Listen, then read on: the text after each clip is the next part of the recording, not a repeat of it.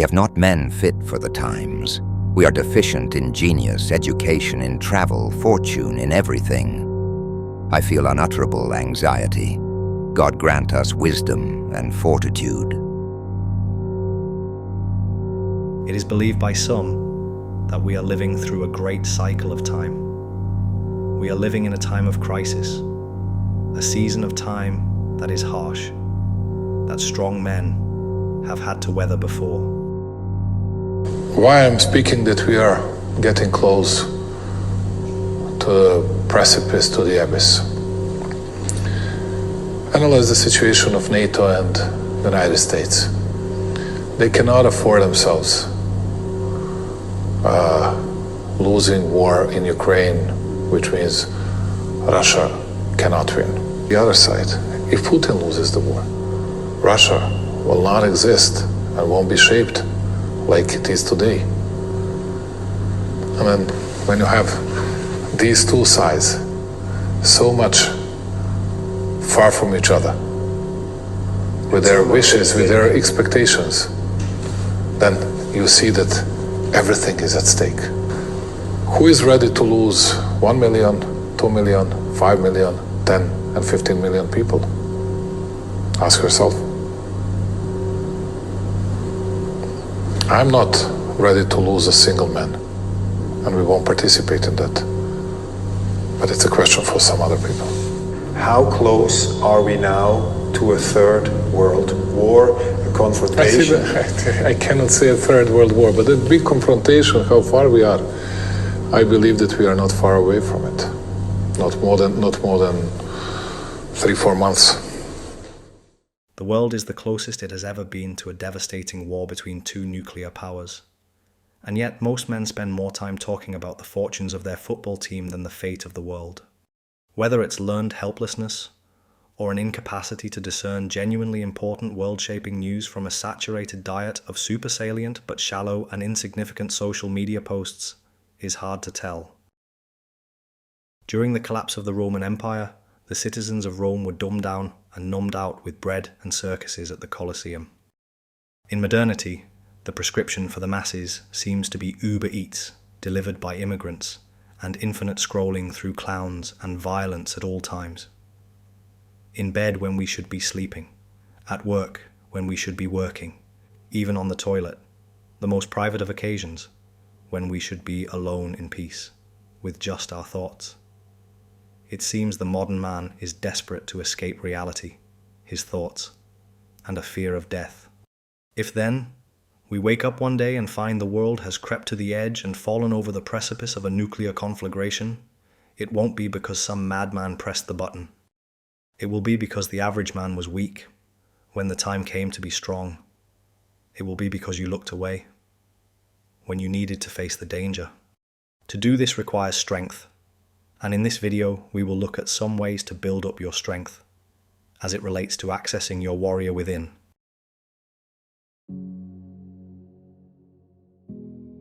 Strength, as we mean here, is not just about what you can bench in the gym, although physical power does play a part.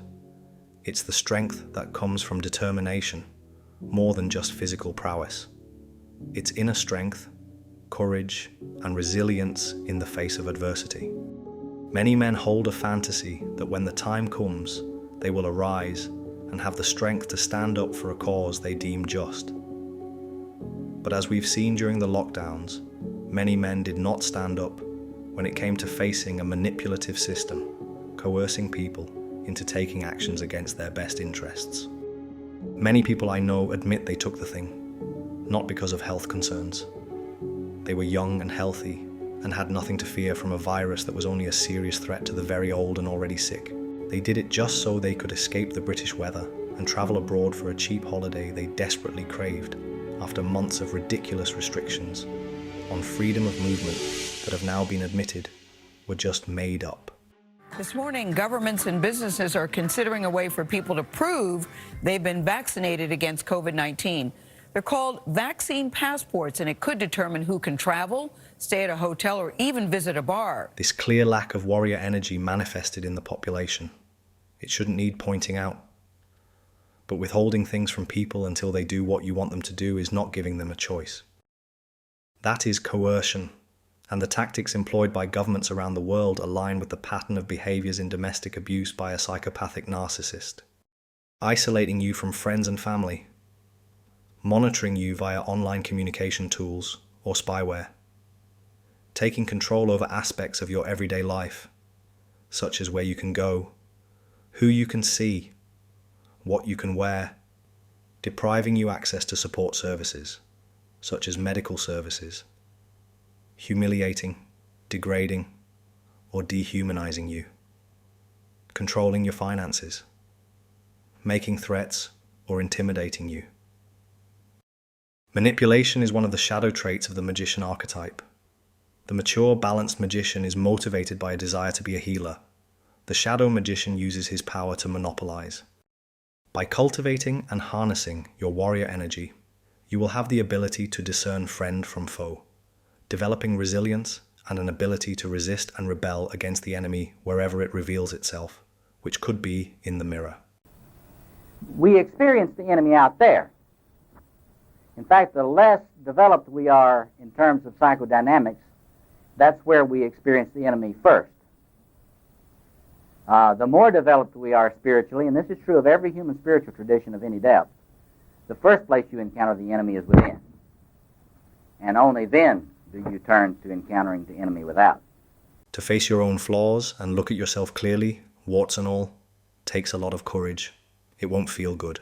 It's much easier to scroll through your social media feed and forget about them or project them onto others, which is an easy task, as there's no shortage of people out there, brazenly displaying the shadow traits as if they are something to be proud of. If you don't face up to developing your strength and courage within, you are depriving the world without, and in turn, making the world a more evil place. It's your duty as a man to be strong. Robert Moore, in his book Facing the Dragon, talks about having the courage to do this kind of inner work within, to save the world without. Some kind of great cleansing and spiritual transformation of planet Earth seems guaranteed by the mounting pressure of grandiose energies in the human psyche. We see two alternatives. A, the human species will act out its grandiose energies and get purified in a great fireball, a third world war. Or B, we will learn consciously how to sacrifice our infantile grandiosity and take conscious responsibility for making the changes we need to realize a great spiritual transformation. So let me ask this question. Why do y'all take the youngest kid and make him do the jump first? He wants to do it first, okay. I mean, dude, this is pretty long, man. Yeah, I don't think he's gonna make it. You don't think he's gonna make it? No, but he wants to do it, so let him do it. Actually, knowing Roach, he's just gonna hit it back, and it's gonna send it.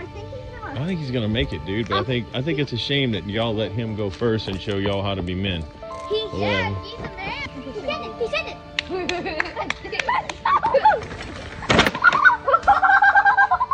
We are all born with courage within us. Each of us are descendants of men who survived unimaginable hardships and cataclysms. This energy is already within you, so it's just a question of being in touch with it consciously.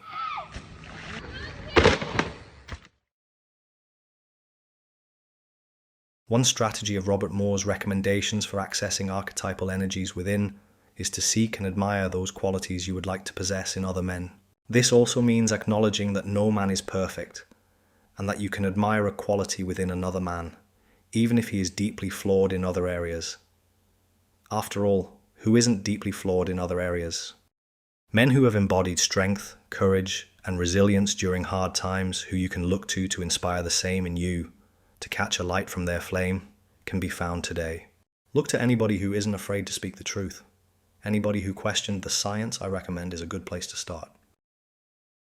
Anybody who isn't afraid to point out that the emperor has no clothes.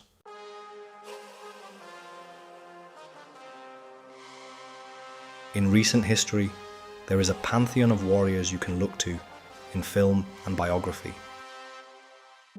Mahatma Gandhi embodied strength through his unwavering commitment to non-violent resistance, courage through his fearless pursuit of justice in the face of adversity, and resilience through his ability to endure hardships and maintain his principles in the pursuit of freedom for his people.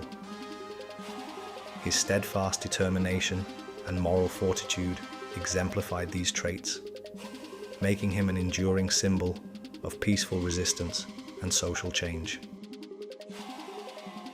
There are two modes of the warrior. He wants to fight or protect.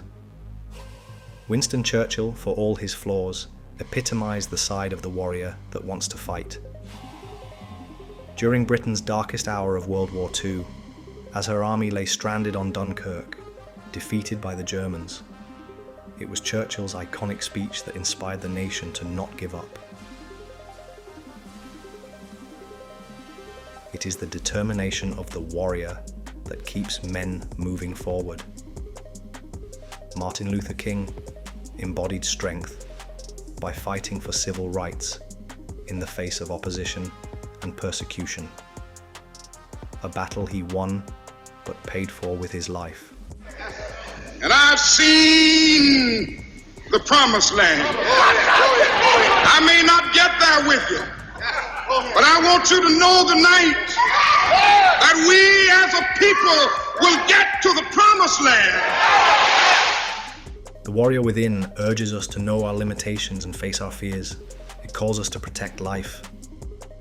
If we are accessing the warrior in a conscious and balanced way, we will be energetic, decisive, courageous, enduring, persevering, and loyal to some greater good beyond our own personal gain.